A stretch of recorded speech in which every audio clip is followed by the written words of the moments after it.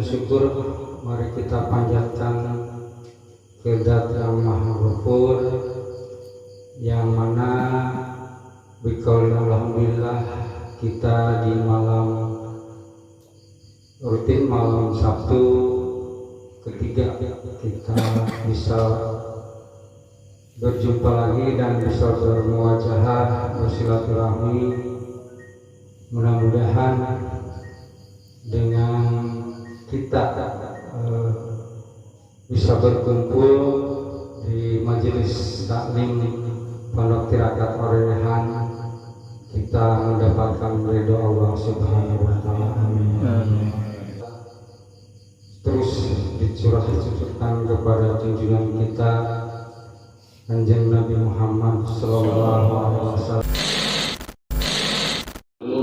Kita adalah termasuk hamba-hamba Allah yang dipilih oleh Allah Subhanahu wa taala untuk istiqomah di dalam beramal soleh tentunya. Karena sesungguhnya kita diciptakan oleh Allah Subhanahu wa taala di antara dua dimensi itu tujuannya satu, yaitu ahsanu amala. Tadi dalam mukadimah saya sampaikan, alladzi khalaqal mauta wal hayata liyabluwakum ayyukum ahsanu amala. Bahwa Allah sesungguhnya menciptakan kita di antara dua dimensi, dua sisi, yaitu kematian dan kehidupan. Pertanyaan sederhananya, kenapa Allah mesti menciptakan manusia itu di antara hidup dan mati? Kok yang menentukan segala sesuatu itu Allah? Kalau istilah orang Indonesia ini, nah ada tuh gawe, kapan cekasana makum hajat Allah gitu kan. Tapi kok kenapa? Nah, karena kata Allah Subhanahu wa taala, Allah itu ingin mentamsis, men-screening, menyeleksi siapa di antara ciptaannya yang dengan kesempatan yang diberikan oleh Allah Subhanahu wa taala itu dia berusaha setiap saat untuk ahsanu amala, untuk senantiasa merubah grafik hidupnya itu senantiasa terus menjadi lebih baik, lebih baik, lebih baik, lebih baik. Maka kalimatnya itu ahsan, bukan hasan. Jadi kalau hasan itu baik, udah diam. Kalau ahsan itu ya senantiasa ada progres setiap saat. Nah, ini yang harus kita garisbawahi, yang harus kita cermati, bahwa kita tidak cukup hanya berbuat baik, hanya merasa baik selesai hari ini, tidak. Tapi harus senantiasa terus meningkatkan kualitas kebaikan kita. Harus senantiasa meningkatkan amaliyah-amaliyah baik kita. Kalau istilah di Sunda itu ada istilah netetaraje gitu. Jadi kasiji, terus karena dua, tas dua, karena tidur dan seterusnya. Jadi dengan merasa puas. Ya, kita misalkan di sini oleh Allah Subhanahu wa taala termasuk orang-orang yang diistiqomahkan di dalam kebaikan-kebaikan ini. Yang selama ini sudah kita lakukan, maka itu terus tingkatkan. Jangan hanya puas sampai di sana. Contohnya, kalau misalkan sholat, ya, biasa kita hanya melaksanakan sholat fardu hari ini, besok kita harus kuat melaksanakan sholat rawatibnya. Setelah sholat rawatibnya, besoknya lagi kita harus mampu melaksanakan qiyamul lail. Setelah qiyamul lail, besoknya kita harus sanggup melaksanakan sholat duha dan seterusnya begitu. Setelah diperbaiki dari sisi amaliyahnya, maka harus juga diperbaiki maknawiyahnya agar target dari apa yang kita lakukan ini tercapai. Kenapa demikian? Ya, karena di antara sekian amal yang diperintahkan oleh Allah Subhanahu wa taala itu, sholat adalah salah satu amal yang paling pertama kali akan dihisab nanti di yaumul akhir. Dan ketika sholatnya baik, maka baiklah seluruh amal kita. Artinya selesai dengan dihisab ketika sholatnya itu baik, udah masuk surga. Bahasa sederhananya, ketika sholatnya acak-acakan, ketika sholatnya awut-awutan, maka banyak hal-hal lain yang akan dihisab dari kita, mulai dari perilaku kita, kemudian harta kita, dan seterusnya dan seterusnya. Nah, pertanyaannya, apakah selama ini kita sudah melaksanakan sholat? Kita yakin semuanya sudah melaksanakan sholat, benar nggak? Biasa melaksanakan sholat. Pertanyaannya, sholat mana yang kita lakukan? Nggak mulai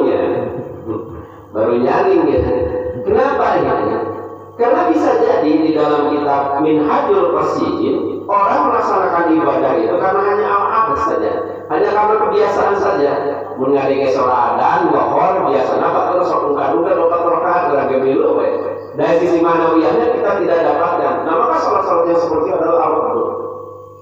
Maka kalau kita lihat di dalam Al-Quran, ya, sholatnya manusia itu ada 3 tahapan. Nanti tergantung kita yang menilai kita ini ada di posisi yang mana sholat kita. Yang pertama, ya, kalau dalam Quran dalam ayat lain dikatakan, "Summa arsalna kita alladziina istafaina min ibadina wa minhum dzalimun lin-nafsi." Setelah Allah Subhanahu wa taala orang itu diberikan Alkitab, diberikan Quran, kemudian dia itu akan menjadi 3 golongan. Yang pertama adalah dzalimun lin-nafsi. Dzalimun lin-nafsi itu artinya mendolimi diri sendiri. Yang seperti apa yang mendolimi diri sendiri itu? Yaitu salah satunya adalah yang ketika dia melaksanakan ibadah itu, melaksanakan amal soleh itu hanya sebatas karena kebiasaan saja. Gitu. Tuturut munding kalau istilah orang Sunda nama gitu. Tanya maknanya, tanya judulnya, kurang orang ke dia, jika mana tujuannya. Maka pertanyaan yang pertama, apakah kita sholat? Ya, kita sholat. Pertanyaan berikutnya, seperti apa sholat kita? Apa jamin bahwa orang yang sholat itu akan masuk surga? So, minta jaminan. Ada ya kayak yang menjamin orang sholat itu pasti masuk surga? Ada jaminannya nggak? Ya. Malah apa di dalam Al-Quran mengatakan, ya, orang yang sholat itu ada yang sahur. Allah menyediakan khusus neraka bagi orang yang sholat. Neraka apa? Neraka wae. Jangan sholat baik, orang yang sholat saja masih disediakan neraka.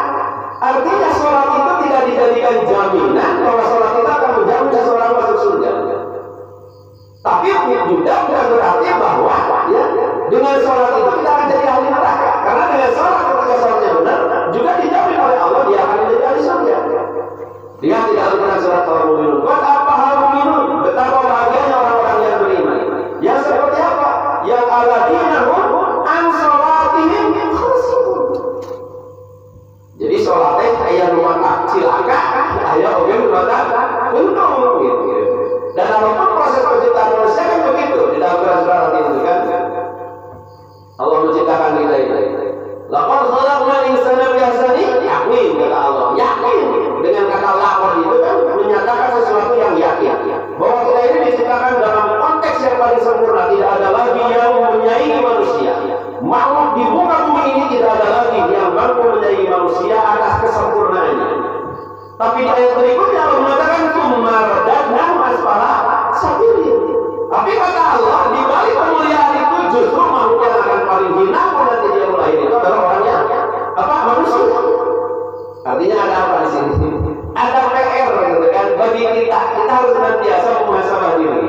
Ya, kembali lagi ke terkait masalah sholat. Tadi dikatakan ya, bahwa sholat itu tidak jadi jaminan. Ya, dia itu akan menjadi ahli surga.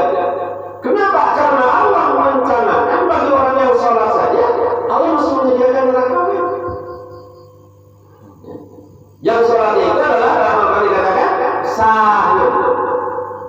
Yang seperti apa yang sholatnya sahur itu?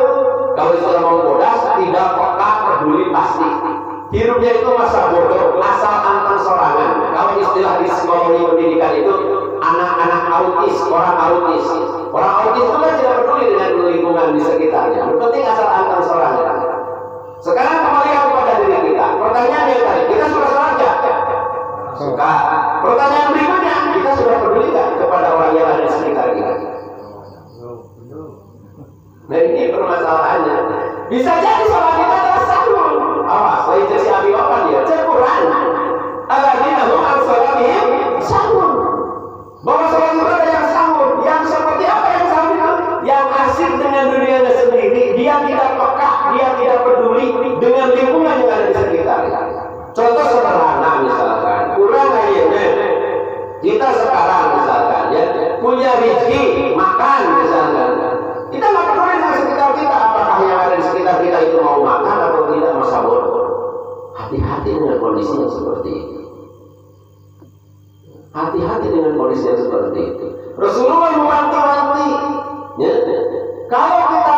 sayur, perbanyaklah airnya. Kenapa harus perbanyak airnya? Supaya tetangga kebahagiaan. Tapi juga jangan salah diartikan bahwa tetangga cukup hanya dikasih airnya saja.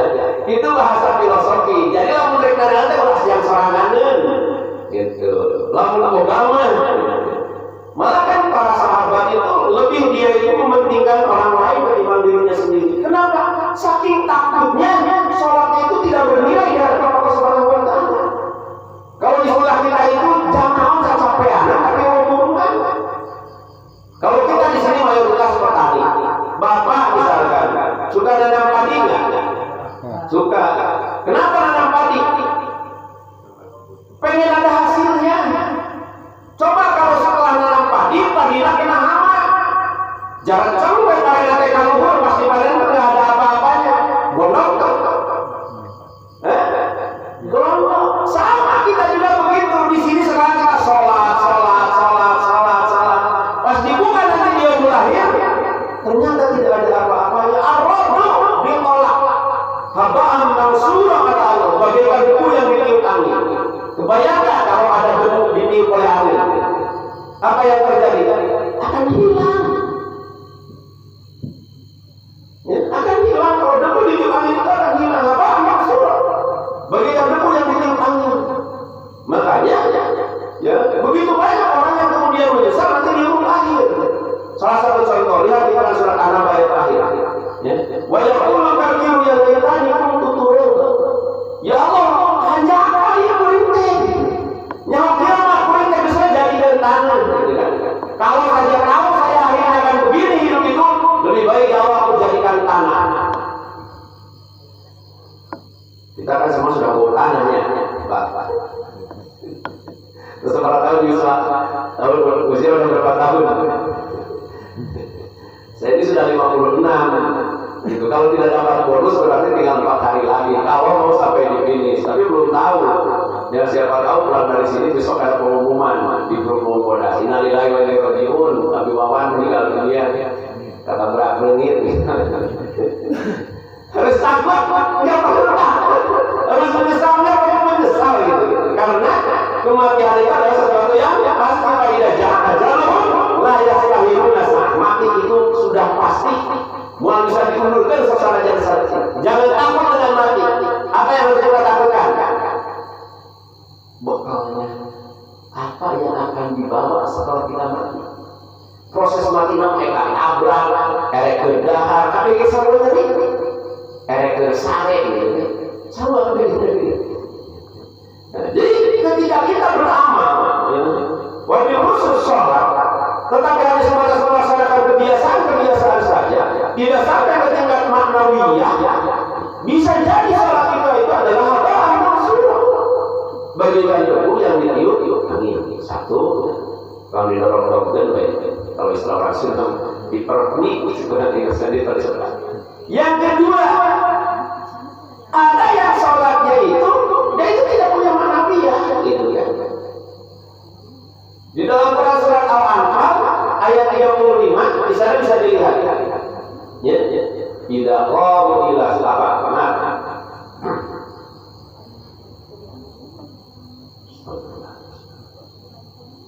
Hingga sholatul bil baiti ilam ta'al tasbih. Sesungguhnya sholat mereka di Baitullah itu muka aurat tasbih. Muka aurat tasbih itu bertepuk tangan dan bersiul-siul saja. Artinya kebanyakan sholatnya itu tidak sadar, tekeling. Gitu.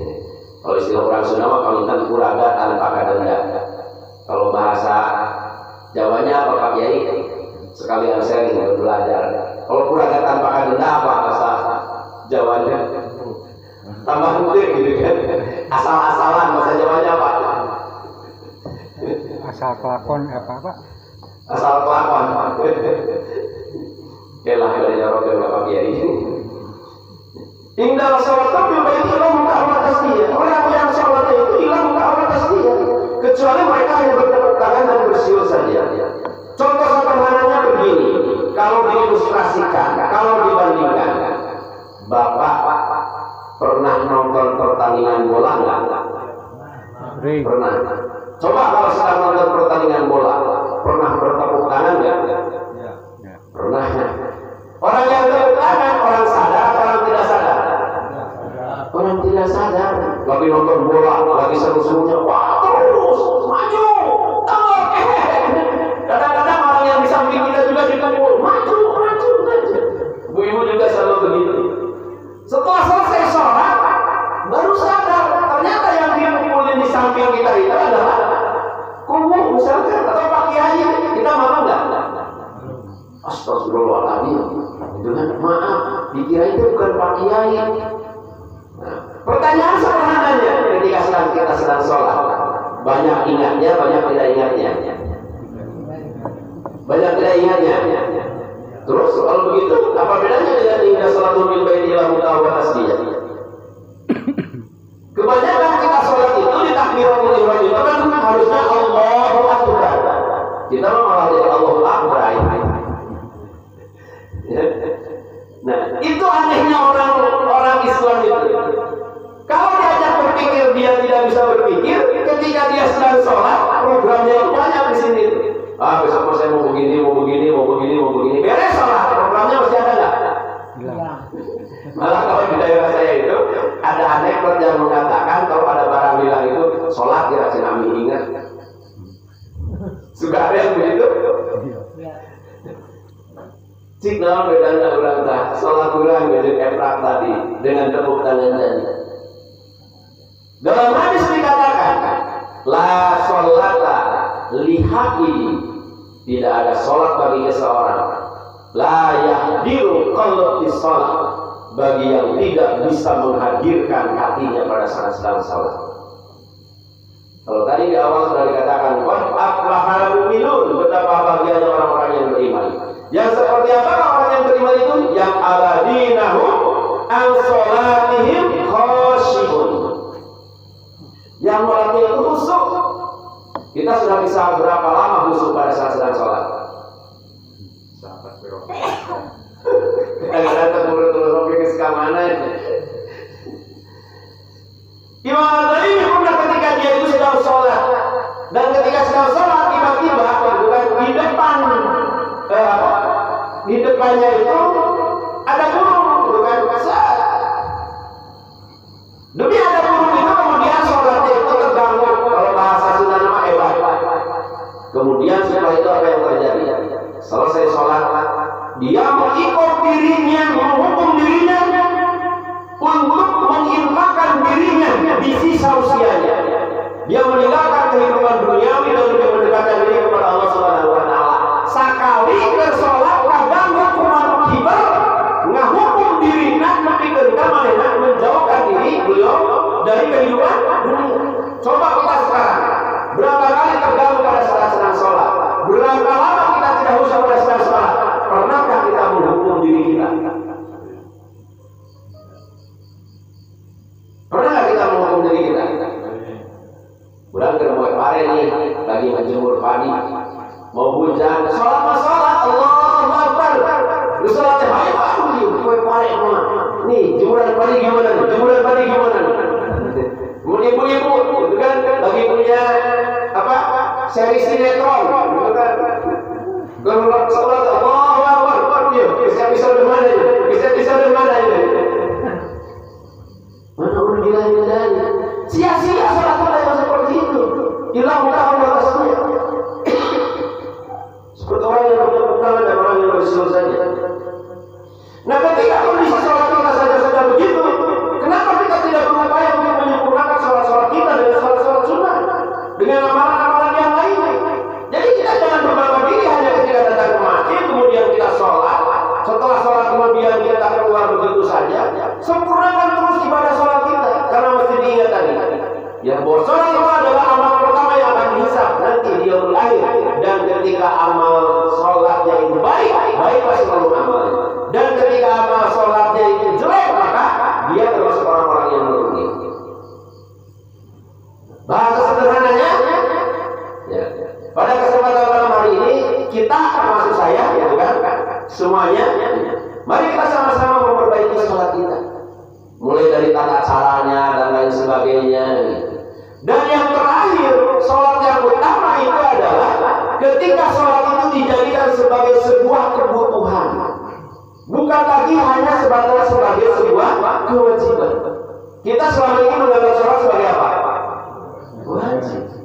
Apa bedanya kewajiban dengan kebutuhan? Apa bedanya Pak Kiai? Apa bedanya kewajiban dengan kebutuhan? Menggugurkan. Ada yang bisa membedakan antara kewajiban dan kebutuhan? Kalau tidak bisa, saya kasih contoh yang sederhana. Pada malam hari lagi lelap-lelapnya tidur, ya, cuaca dingin seperti ini, gitu kan, kalau istilah orang sedang menjaga rinci, gitu. Tiba-tiba Bapak dan Ibu sekalian pengen kencing, apa yang akan dilakukan? Bangun, pergi ke WC, kencing. Pertanyaan berikutnya, apakah setelah kencing dari WC, Bapak dan Ibu semua mengambil air wudhu untuk melaksanakan sholat qiyamul lail, sholat tahajud? Tidak, padahal habis di WC, habis nyari berangkat. Pertanyaannya, why? Kenapa kita langsung ambil air wudhu kemudian sholat? Kenapa? Karena kita dengan entengnya mengatakan bahwa sholat itu wajib atau sholat itu sunnah. Ada yang mulai mas sunnatinya, sehingga dilaksanakan kita tidak naon benar. Kalau mau dilaksanakan juga tidak naon. Tapi kita sekarang yang sudah ada di Monggodas, yang setiap saat ikuti kajian-kajian, yang sekarang sudah punya kontir, rada dirubahlah sakit berdiri gitu. Sunnah itu kalau dilaksanakan mendapatkan pahala. Kalau tidak dilaksanakan, kita tidak mendapat pahala. Maksudnya di rumah saya ini, walaupun maknanya sama, tapi ditekannya beda. Seperti begini contohnya, gitu kan? Bapak lamun ka dia, musim kuring ke direksi kopi, dekat dia mah mau direksi kopi. Jadi kira-kira nama itu bapak mau ka dia direksi kopi, mau dekat dia, dengan naon lah dekat dia, enteng mana? Enteng yang kedua, dengan naon dekat dia kita mau dekat dia mau direksi kopi atau mau diberi duit, kan beda kan semangatnya, ada motivasi. Itu tadi. Jadi sholat itu bukan hanya sebatas sebagai sebuah kewajiban, tapi jadikan sebagai sebuah kebutuhan. Perbedaannya begini Pak, Bu. Kalau sholat jangan sebagai sebuah kewajiban, bukan sebagai sebuah kebutuhan. Saya kasih ilustrasi yang sederhana lagi. Saya kasih contoh yang sederhana lagi. Makan, hukumnya apa makan? Banyak kan? Ada yang mengatakan wajib, ada yang mengatakan menang, ada yang mengatakan kebutuhan. Tergantung kumaha kondisi badan kita. Kalau badan kita sedang sakit, makan itu hukumnya wajib. Benar nggak? Coba kita lagi sakit atau anak kita lagi sakit, biasanya kita gimana keadaan kita? So, tidak mau, ayo makan. Nggak mau. Pengen makan dengan apa? Daging ya? Telur ya? Nggak mau. Saking wajib-wajibnya, gitu kan? Sampai kemudian anak itu dibujuk. Lu biasa cuma dikasih ikan asin, sampai dibujuk dengan daging. Saking wajib-wajibnya nih, biar sehat. Tidak masuk tuh nasi, diganti dengan apa? Diganti dengan bubur, karena wajib. Bubur tidak masuk, diganti dengan yang lebih halus. Kalau di Ciamis, kalau di Sipapur namanya citaje, gitu kan, bubur lembut. Kalau di sini apa mas? Nah, kemudian itu juga tidak masuk saking wajib-wajibnya, diganti sarinya saja yang dimasukkan dalam bentuk infus. Tapi kalau orang lagi sehat, bukan seperti tadi diperintahkan, malah makan itu nyaris dilarang. Enggak satu, udah jangan makan terus. Ingat tuh saudara kamu dari tadi belum makan. Kamu dari tadi makan terus, ngabisin saudara-saudara. Benar nggak kalau begitu? Sahabat tuh udah ibadah itu begitu kata Rasulullah. Ada yang menghantamkan Al-Quran satu hari itu sampai beberapa kali. Menghantamkan Al-Quran 30 juz. Maka Rasulullah membuat garis, jangan kurang dari 3 hari. Saking semangat-semangatnya. Ada sahabat yang mengatakan selama saya hidup, saya tidak akan pernah nikah, saya tidak akan pernah batal puasa. Saking semangat-semangatnya. Jika kurang, seperti kita kalau sedang makan. Ya, kalau sedang sehat, makan itu kan susah untuk dilarang. Apapun masuk gitu kan. Walaupun makan misalkan hanya sebatas nasi, ya, dengan goreng bawang pakai daging kan susah berhentinya. Hantam gitu. Karena dalam kondisi sedang sehat. Kembali tadi kepada kondisi sholat. Kalau kita menandakan bahwa hati kita itu sedang sakit, atau kalau sudah tidak sama sekali, tidak sholat itu sudah mati. Lihat di dalam Al-Quran dikatakan, innal munafiqina, sesungguhnya orang-orang munafik, idza qamu ila shalah, ketika dia mendirikan sholat, kusala itu terpuruk. Munafik itu apa? Munafik itu orang yang sedikit kondisinya itu sakit. Wa minan nasi may yaqulu amana billahi wa bil yawmil akhir wa ma hum mu'minin yukhadi'una Allah wa alladhina amanu wa ma yahduruna illa anfusahum wa yashurun. Kenapa begitu? Fi qulubihim marad, karena hatinya sedang sakit. Kalau sedang sakit, sholat nama kusala, sholatnya terkurun. Kurang. Coba kita sholat semangat ya? Atau terkurun? Kalau semangat itu seperti begini, sholat duhur, misalkan jam 12, jam setengah 12 Bapak sudah di sini, sudah mandi, sudah ngambil wudu, kemudian awal datang lebih awal, kemudian sholat qoblah, itu. Lamun ayeuna mendengar suara adzan masih kena wudu, terus mengatakan, "Kelah agung, baru saja adzan." Kita mau lain semangat ketika aku salah. Terpuruk. Geus adzan kelah qomat. Geus qomat kelah. Geus salat.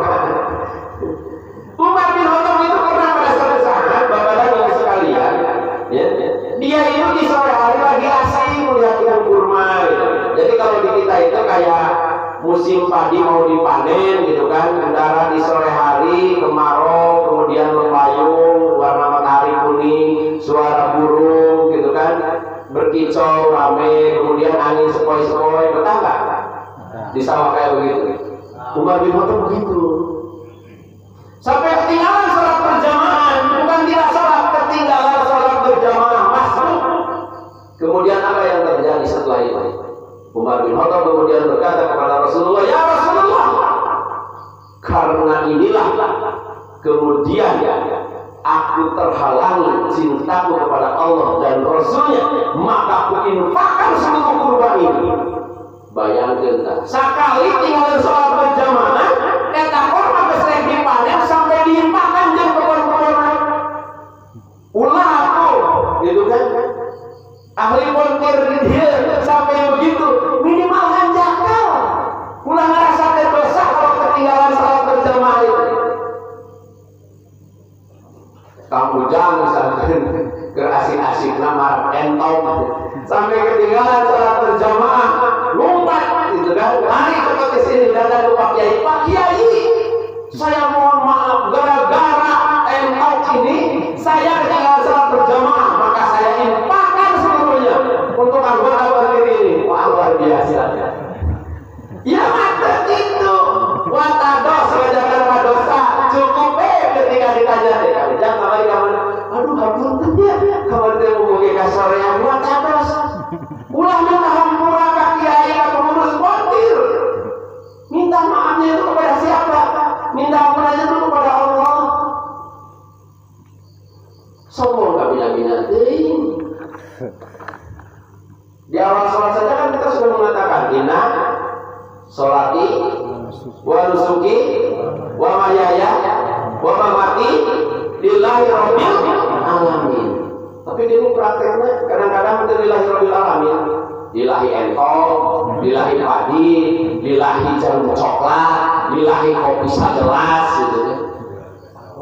Itu disebut munafik mana? Karena yang munafik lain di depan, lain di belakang, lain di hati, lain di mulut. Ayo sholat, inna sholati wa nusuki wa mahyaya wa mamati lillahi rabbil alamin. Maca Fatihah iya karena wudu wa iya karena prakteknya. Kenapa begitu? Jadi ketika kita misalkan kita tidak sudah tidak sholat, itu mati. Kata Muhammad bin Walasami Walasami misal orang pada munafik. Ya sekarang tinggal melakukan siksa terlalu masalah. Yang paling banyak rugi itu adalah yang kondisinya seperti kita, sholat, ibadah, tapi kusala terpurun, sisa waktu, seadanya. Ibadah itu bukan sisa waktu, harus menyediakan waktu untuk ibadah. Lain sisa waktu, kurang mapannya ayah sisa waktu kakare sholat.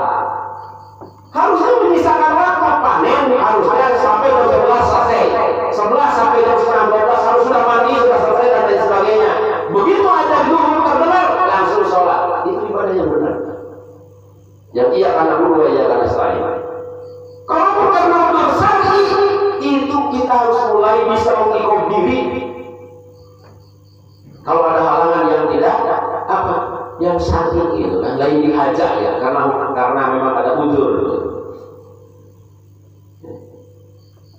Jadi kalau sholat itu sudah berdasarkan kebutuhan, orang yang butuh itu susah untuk ditahan.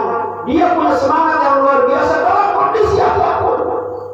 Contoh lain misalkan, contoh sederhana, bapak lagi kurang baik misalkan, hubungannya dengan Pak Ujang, atau Kak Ujang misalkan lagi kurang baik hubungannya dengan Pak Kiai.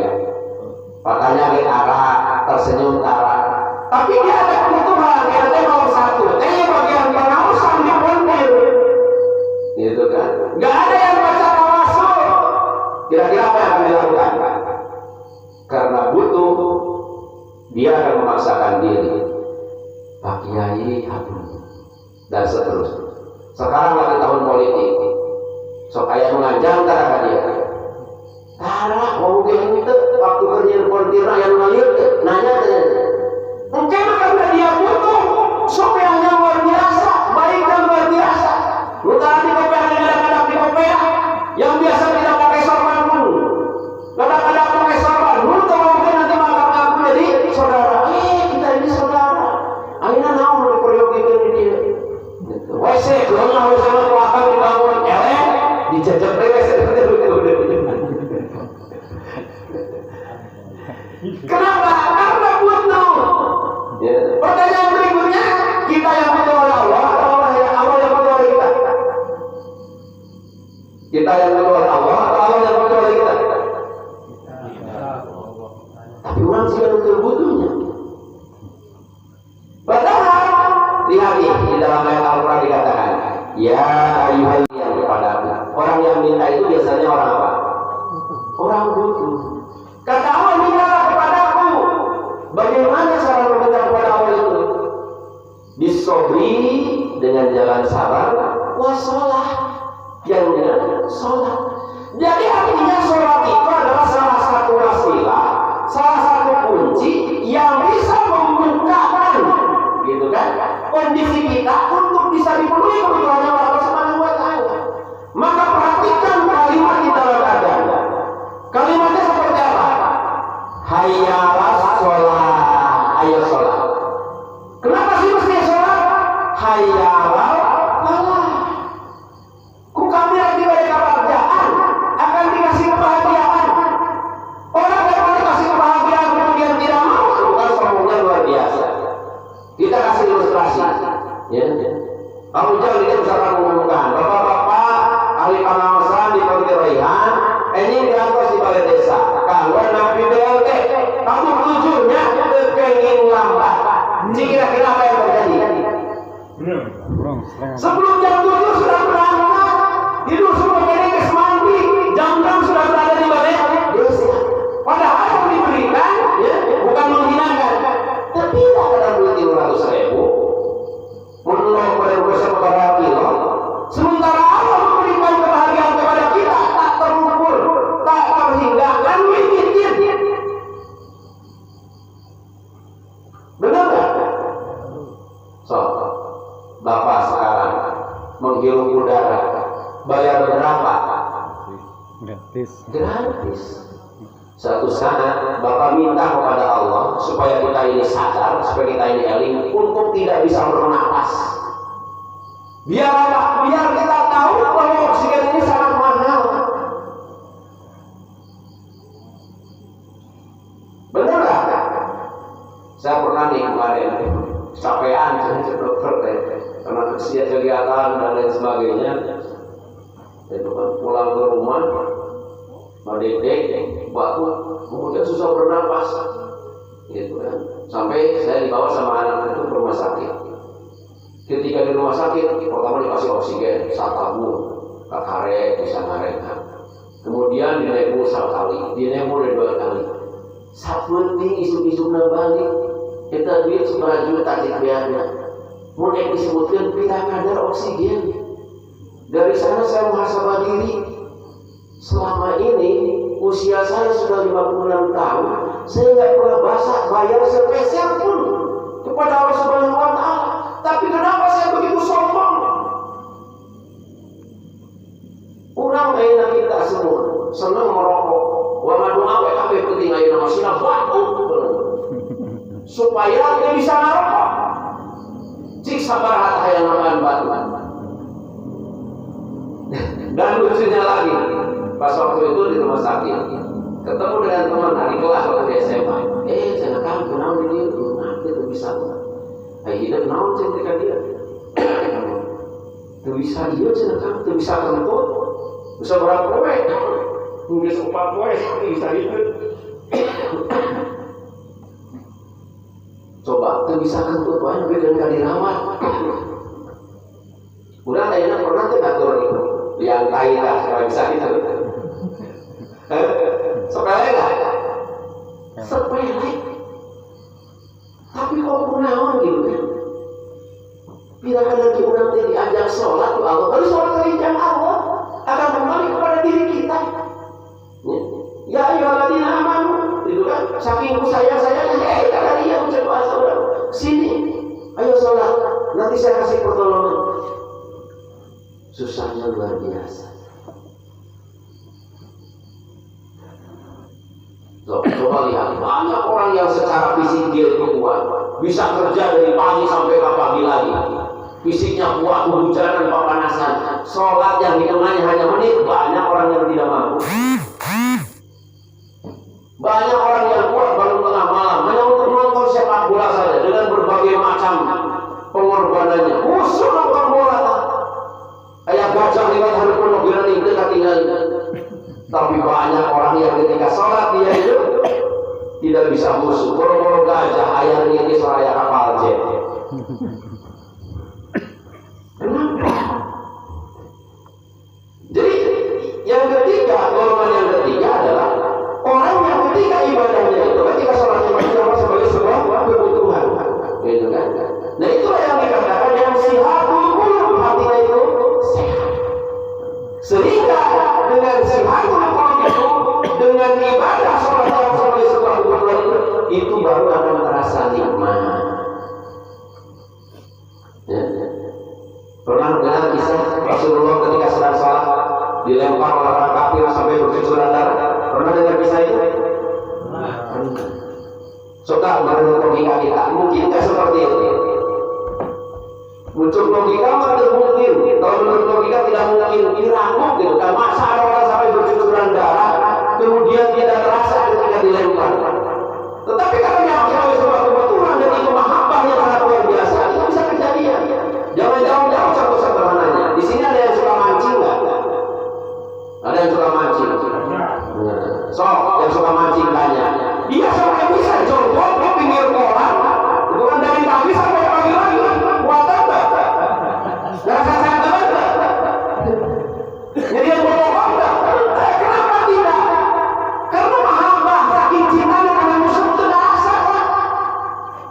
Nangkok di sisi bawah, di sisi lebih dari sini. Yakin di gunung langit? Yakin di gunung langit nggak apa-apa. Hujan dari rinci gitu kan, datang main musim hujan, datang ke mana? Ke Cileungeun, datang ke Citandur, Inaheula. Di Aroihan, diukna bisa nyarane, pakai karpet, di Subuhan. Kuat boro-boro tukang usah, kurang dengan kasebut ahli panaosan kan geus gelisah. Bujur teh geus panas, geus dia gitu kan.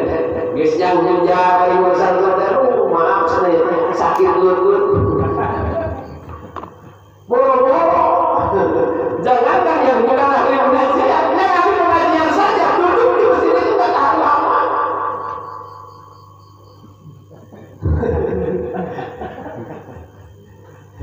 Asalnya ini aja. Tak separuh pun kalau pengajian usia di bawah dicari akan. Sebetulnya bukan nyari karena memang kondisi kita saja begitu merasakan cari. Berarti kita perlu kondisinya seperti itu. Langkah berikutnya apa? Perbaiki diri. Makanya tadi dikatakan sama. Artinya kita sedang berproses gitu kan. Artinya kita sedang berproses. Nah, maka yang usianya sudah sekian tahun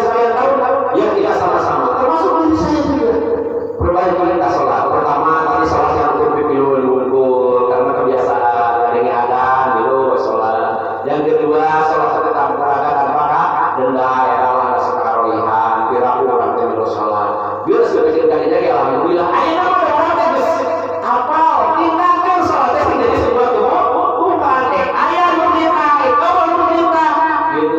Kita yang harus jadi pelopor. Ahli-ahli pengajian di sini yang harus jadi pelopor. Tapi malu kalau teh kecil minimal sekian yang mesti kau. Mungkin mah kotor kamu jangan. Upami pada saat malu laporan. Abi bawan gitu. Alhamdulillah jarang enak berjamaah sekian orang. Pernah yang saya tadi alhamdulillah sampai mungkin jadi muadzin di dia muadzannya kan kemarin kan salat kita sorangan.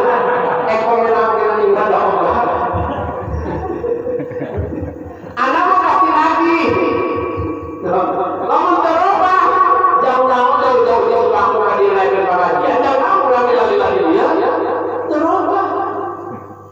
Bisa jadi kebiasaan dulu. Siapa yang berubah? Satria wajah hilang siapa aja orang bersiap. Kita nggak pernah tahu ajal itu datangnya kapan. Sekarang mau masih beri kesempatan yuk kita sama-sama perbaiki. Termasuk diri saya juga. Enak Pak. Kalau pagi-pagi sebelum berangkat kerja kita ambil air wudhu, kemudian sholat duha paling tidak 2 rakaat. Setelah 2 rakaat ditingkatkan menjadi 4 rakaat. Sehingga ketika menjadi sebuah kebutuhan merasa kumaha gitu loh menurutnya.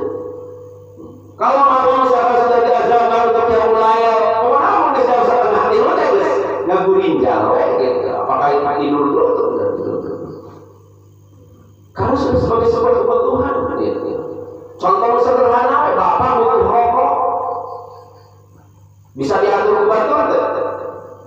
Nyaran-nyaran ke saya, hayang, bisa direm. Terus kamu dapat di rumah, kalau ada di rumah apa yang terjadi? Nah, juga paling saking butuh-butuh.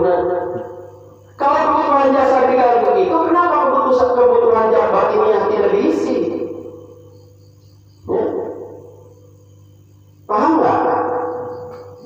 Nah, jadi tadi dikatakan Allah menciptakan kita di antara dua dimensi, antara hidup dan mati. Pertanyaannya, kenapa Allah menciptakan kita di antara hidup dan mati? Supaya kita ini setiap saat memproses diri untuk menjadi lebih baik. Dalam apa yang membagi semua kehidupan kita, tapi paling tidak kita ambil yang fondasi saja, yang standar saja, yaitu sholat. Karena sholat adalah amal yang pertama akan dihisab, dan ketika amal itu beres, maka bereslah seluruh amal yang lain. Kita akan jadi orang bahagia. Ketika sholatnya tidak baik, maka kita termasuk orang yang rugi. Ke nama. Ya, orang teh butuh naon, butuh mahalah. Kita sholat, menarik naon, narayung di dia ada pengawasan daripada ngubah kowe hayu masuk buka Quran. Pasti diajar dari Quran Ustazmu. Terus kan Ustazmu diajar tadi segala rupa. Jangan aku diajar yang dipakai mah. Bisa kalau lagi supaya ulangan. Ya. Maka sekarang itu dari pusat itu disepakati gitu kan, penuh ngajarkan Quran siapi ruhiman gitu kan, ngajarkan fikih atau yang lainnya, teraja semuanya dibagi-bagi itu. Abi wawan bagian nyarikan bagian evaluasi ya. Karena kita akan rugi lagi, seluruh manusia itu akan rugi. Sepakat kan? Hartos, ngerti? Ada pertanyaan? Ada pertanyaan nggak? Terkait masalah sholat. Jadi ibadah itu semuanya memiliki makna itu. Dan ketika sholat itu dijadikan sebagai sebuah kebutuhan, kita lihat dalam keseharian. Paling tidak, inna sholata tanha anil fahsya'i wal munkar. Terus tadi kembali ke mau putih, ke mau bodas. Peka peduli pasti jika kita ingin sholat sehingga kaya kepedulian. Bukan duit 10.000 teh, kalau dipakai beli gym KB, kalau dipakai beli Mustang KB, kalau dipakai beli jarum coklat KB, panitia kita kenyan WC. Terkudu bergorokan di lagu nyakeun. Mudah dia udah bisa 65 tahun. Hebat seorang karena kamu jangan. Anak masuk nyarekan terus terang di tiap hari tinggi, aku mau coba bergorokan di lagu. Kemarin di Tisangga. Enggak yuk, sok dulu berapa tahun? Sampun nami, sebarang harga sampun nami. Cik atuh sakalian terbuka kahayang mah motor sampurna mil guruna jeung coklat saya sana beuikeun kana heboh kamu jang sok sampurna naon Jim kadang-kadang Mustang sabaraha kana Mustang merah 11 cik cuma beli harga lagi 6.000 cenah aku sudah naon saya sana sampurna kana pagi ali pakai mari naon batal kok bisa enggak betul lieu teh hayang nyabaru sama banyak lain kafe ada kontir apa kafe tinggal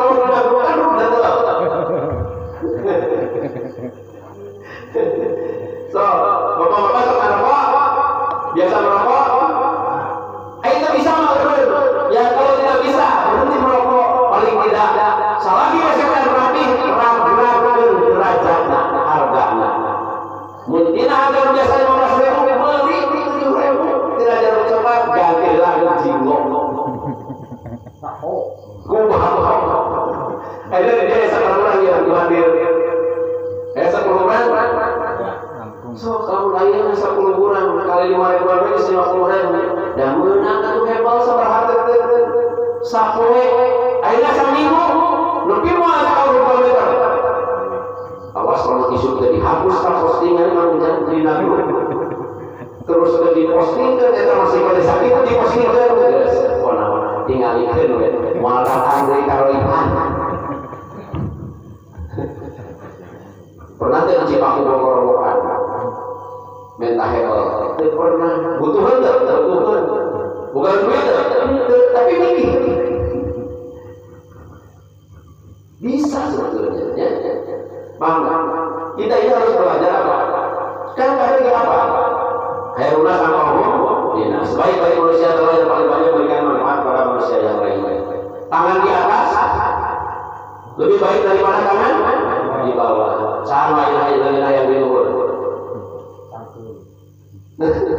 sama yang di atas ketantang di hadapnya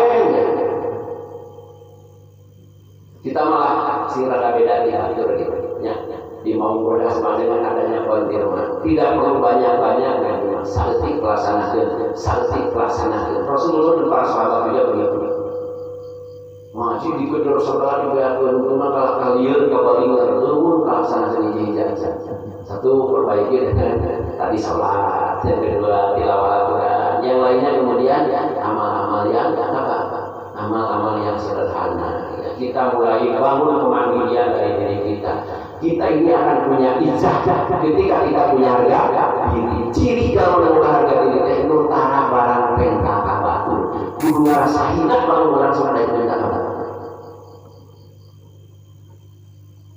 Pernah Sayyidina Ali ada satu kisah nambahan muatan ya kan.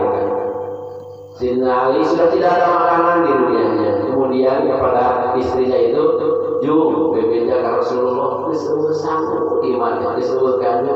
Kemudian berangkatlah. Istrinya Ali itu kan putrinya Nabi Muhammad SAW. Dia itu adalah seorang raja, dia itu adalah seorang nabi. Wajar tuh kamu iman pikir kau sanggup.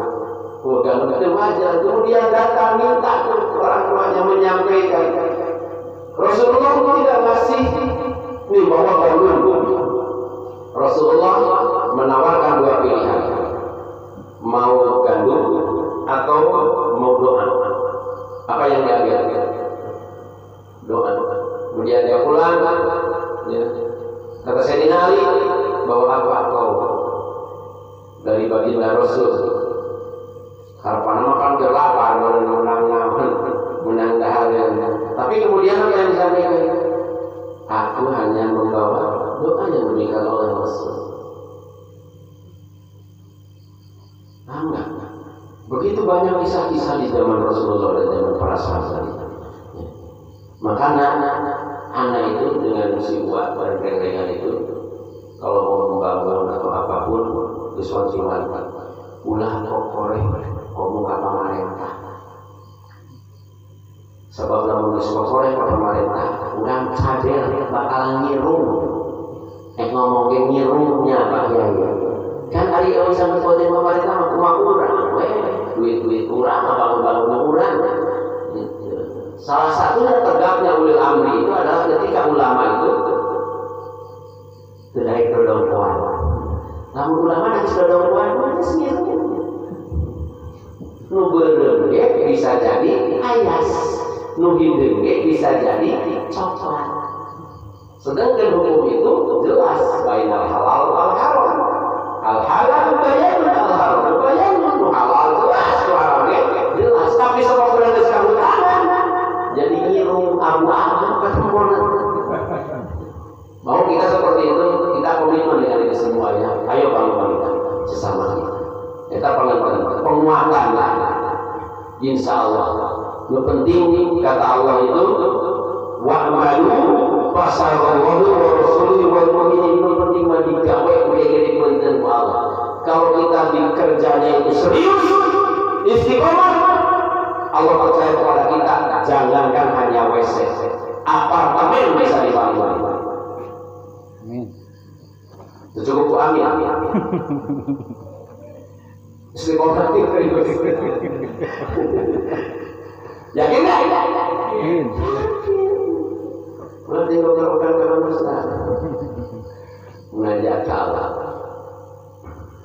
harus minimal ya, dan yang sakit tukang kono kan seperti api bagiannya pun mesin jahit. Jadi nanti teman-teman kita cari kasihan orang ibadah praktek, ayo ngobrol deh. Ini main apa mesin, nanti kita berapi awal pelatihan kalau benar mau panas saja. Mereka kumaha deui. Yang masuk sesawan teh mudah-mudahan kita pelajaran baru, kanu mudah-mudahan pelajaran baru. Qadarullah atau tahdus binikmat. Murang kali pas barang tahun alumni tiba-tiba nelpon. Abi saudara dosa bola, namun diperlukan di sekolah, syukur diperlukan segala yang perlu. Yang paling utama, ayat itu perlu mesin. Allah, mungkin ada nomor rekening, siapa nomor rekening? Dibuka TKP jam, boleh ke 100 juta bulan sekali.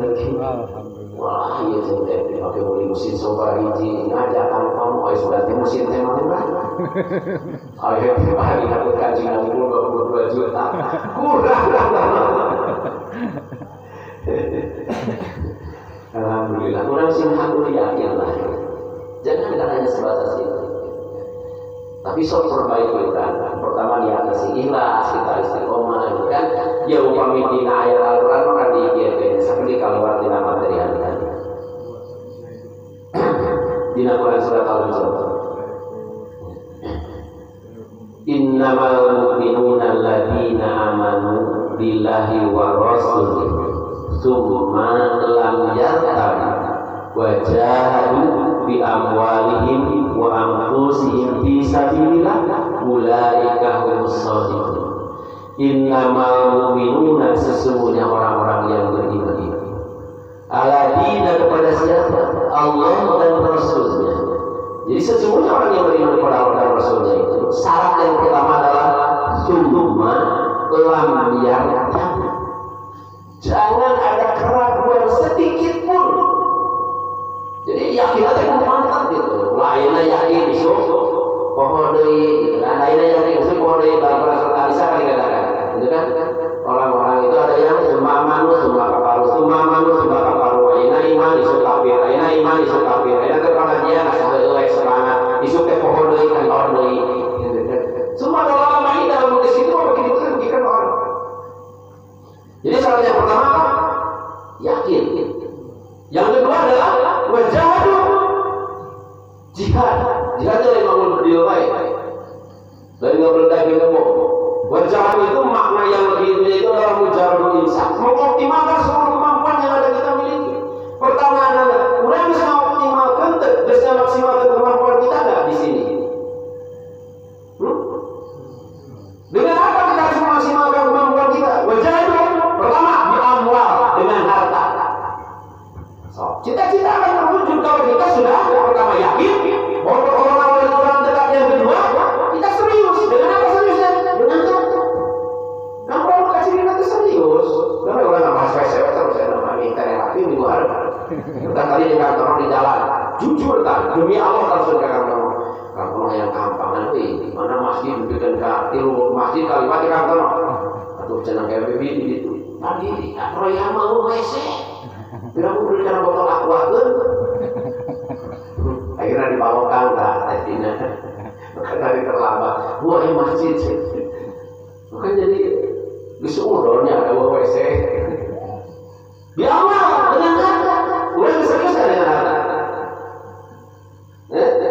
Bukti keseriusan itu adalah tadi gitu kan. So, jadi mulai kayak dulu marah-marah ayo bata tidak boleh semen batu tidak boleh mau kamu nyari awalnya kamu udah keseriusan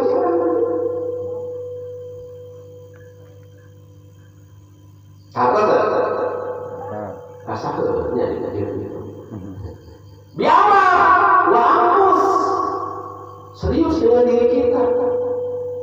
Iya nggak ada manusia pada ukuran seberapa seberapa ya ini. Pada ukuran seberapa dua kat kilo. 2 kilo. Jika musaurang air dikata 30 cm. Sanggup ke? Sanggup ke? Jawab. Sanggup. Terus nama itu menjadi hasil. Hiji 2 kilo 4 5 6 7 8 kamu mau hitung 8 10 11 12 13 14 15 kali 30 seberapa? 450 cm. Rapi berlebihan lah. Awas ya menunggu harga di sana rapi.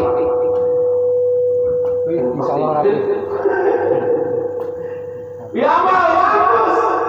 Kemudian kata Allah, "Ulaikahum shadiqun", itulah orang yang membenarkan terhadap keyakinannya. Lamun satu hidup kadinya, bohong pengakuan dan teu yakin urang ka Allah. Panjangan ulah ieu tentang keyakinan. Sok bayar di bonusan saja. Jadi itu udah. Di bonusan. Kisahnya. Ibu kenal berapa kenal di bonusan? Kenal di mana? Paling tidak tahu kisah Nabi Musa. Nabi Musa itu hidup di zaman Fir'aun. Dan Fir'aun mengeluarkan undang-undang.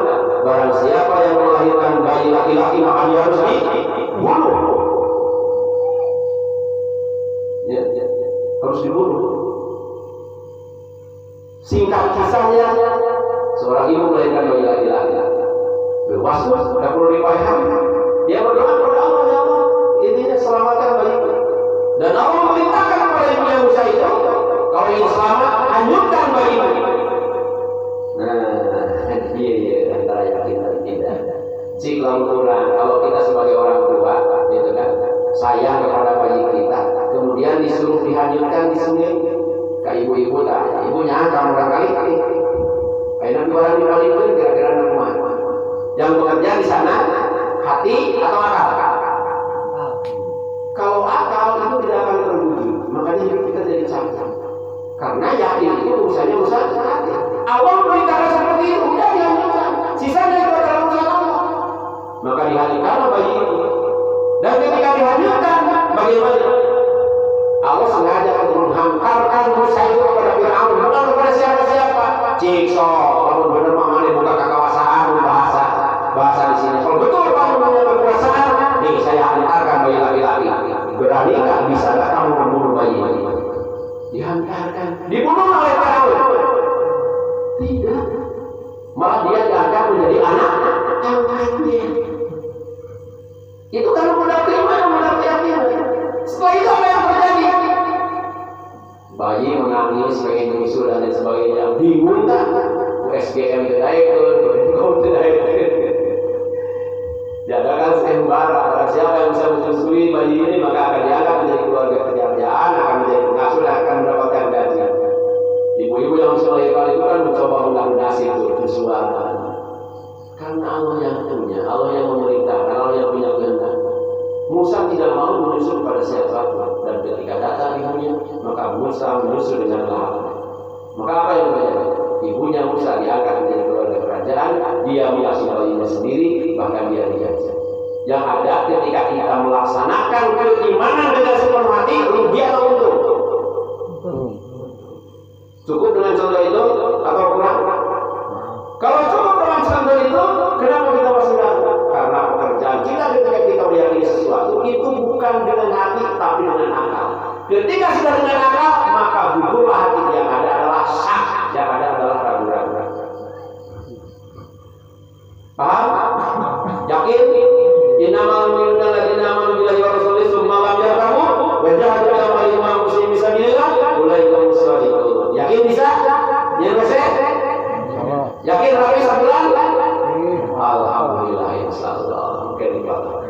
Cekapnya. Beliau Namri di pasienkan kamu ini saya.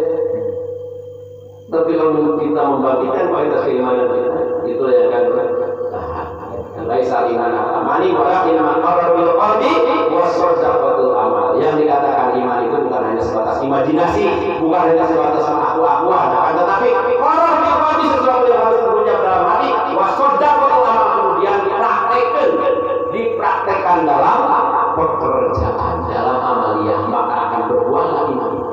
Jadi bohong kurang dibandingkan alhamdulillah bagi kaya orang masih berpari nikmat, utamina nikmat iman, nikmat sehat. Bukan. Benar tuh orang secara nikmat. Acan dah berjuang lagi acan, yakin lagi acan, musikan yang ragu-ragu. Nanti lamun itu nikmat, insya Allah. Kalau sudah siap sudah korban. Cekapnya cukup. Tidak ada pertanyaan? Ada yang mau diprotes? Ya kita berdoa pada Allah Subhanahu wa taala, mudah-mudahan kita semua ya diberikan hati yang sehat, mudah-mudahan kita senantiasa istiqomah dalam kebaikan, dan mudah-mudahan kita diberikan kekuatan untuk mujahadah di jalan Allah Subhanahu wa taala, dan mudah-mudahan kita ini dipilih oleh Allah Subhanahu wa taala untuk berada di barisannya di dalam menegakkan agama Allah Subhanahu wa taala, karena itu adalah kewajiban kita. Wa taqum minkum ummatu yad'una ila khair wa ya'muruna bil ma'ruf wa yanhauna 'anil munkar wa ulaika humul muflihun. Rabbana ihdina siratal mustaqim, itu yang bisa disampaikan. Mohon maaf atas kekurangannya, benarnya dari Allah Subhanahu wa taala. Rabbana atina fid dunya hasanah wa fil akhirati hasanah wa qina adzabannar. Assalamualaikum warahmatullahi wabarakatuh.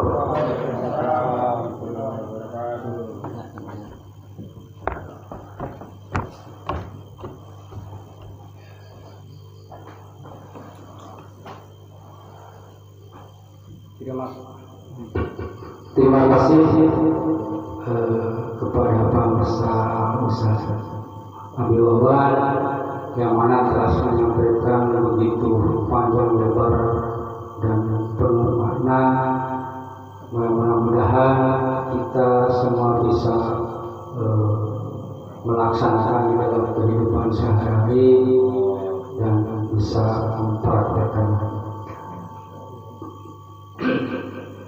Untuk yang terakhir mungkin kita udah ya, kami atas nama pengurus mengucapkan banyak terima kasih kepada semua hadirin yang telah hadir untuk kita belajar terus riyadhah